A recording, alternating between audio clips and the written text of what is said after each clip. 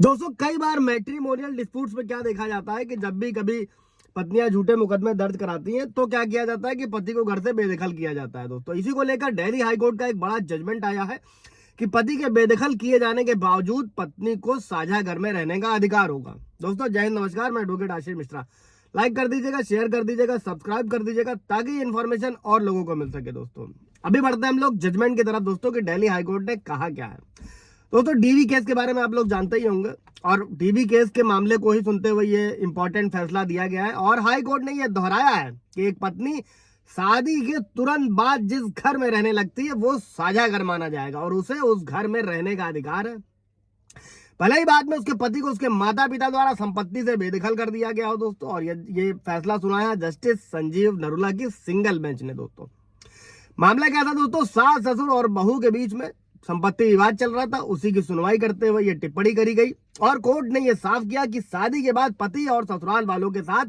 रहने से ही दोस्तों क्या होगा कि जो निवास स्थान है वो घरेलू संबंध के तहत आ जाता है और उसे साझा घर का दर्जा मिल जाता है। और इस मामले में दोस्तों प्रतिवादी जो पत्नी थी उसकी शादी 14 नवंबर 2010 को हुई थी और तुरंत बाद क्या हुआ था कि अपने पति और ससुराल वालों के साथ जो है उसी आवास में रहना शुरू कर दिया था जो अमूमन होता है। दोस्तों और इसी निवास परिसर को अधिनियम की धारा 2 के सबसेक्शन एस के दायरे में लाता है। दोस्तों और ये एक ऐसा घर होता है जहां वो घरेलू संबंध में रहती थी और एक बार जब ये सीमा पार हो जाती है तो धारा 17 का जो सबसेक्शन 1 है दोस्तों वो संपत्ति के मालिकाना हक की जो है वो बात करता है और निवास का जो है अधिकार प्रदान करता है। और धारा 17 का जो सबसेक्शन 2 है दोस्तों वो उचित कानूनी प्रक्रिया के अलावा बेदखल नहीं किया जा सकता है, बेदखली से रोकती है। दोस्तों ये धारा और पति का 2011 में ही घर से बाहर चले जाना या सास ससुर द्वारा उसे बेदखल कर देना घर के साझा घर के जो है अधिकार को, राइट को वो समाप्त नहीं करता है।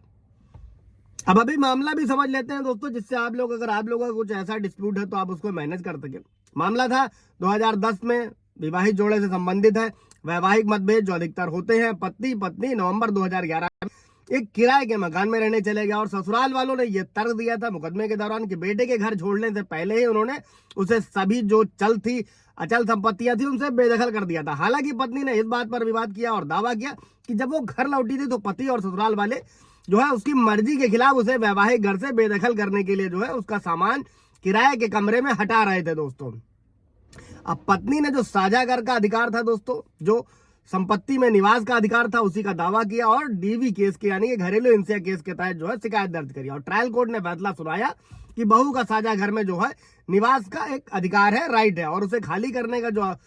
है वो निर्देश नहीं दिया जा सकता। और कोर्ट ने ट्रायल कोर्ट और जो अपीलीय अदालत के फैसले को हाई कोर्ट ने क्या किया था वो बरकरार रखा था और बहू को घर में रहने का अधिकार दिया था। और साथ में ही कोर्ट ने दोस्तों ससुराल वालों के इस तर्क को भी खारिज कर दिया था कि पत्नी का कब्जा केवल काल्पनिक था और कोर्ट ने यह कहा कि ट्रायल कोर्ट द्वारा जो पारित सुरक्षा आदेश है वो पर्याप्त है, पर्याप्त एविडेंसेस पर है और जो रिवाइज जो इन्वेस्टिगेशन हुई है उसके तहत इसमें हस्तक्षेप नहीं किया जा सकता है। दोस्तों और जो भी समाधान ट्रायल कोर्ट यानी फैमिली कोर्ट ने निकाला था उसकी सराहना भी करी, जिसके तहत किया गया था कोर्ट ने कि ससुराल वाले पहली मंजिल पर और बहू नीचे वाली मंजिल पर रहेगी। और कोर्ट ने कहा ये जो मौजूदा व्यवस्था है ये ना तो याचिकाकर्ताओं को कब्जे से वंचित करती है और ना ही प्रतिवादी को बेघर छोड़ती है, यानी कि जो सास ससुर और लोग हैं उनके भी रहने की व्यवस्था और जो बहू है उनके भी रहने की व्यवस्था कोर्ट ने करी।